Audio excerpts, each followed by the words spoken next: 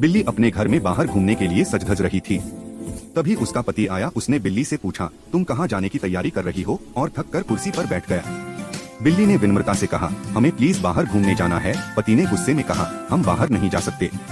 बिल्ली अपने पति के लिए गर्मागर्म चाय लेकर आई। चाय पीकर वह धीरे धीरे अपने पति को मनाने लगी। पति का गुस्सा पिघल गया और दोनों में सुलह हो गई। इसके बाद वे दोनों कार में बैठकर बाहर घूमने निकल पड़े। अगर आपको यह मजेदार कहानी पसंद आई हो तो लाइक और सब्सक्राइब करना मत भूलें।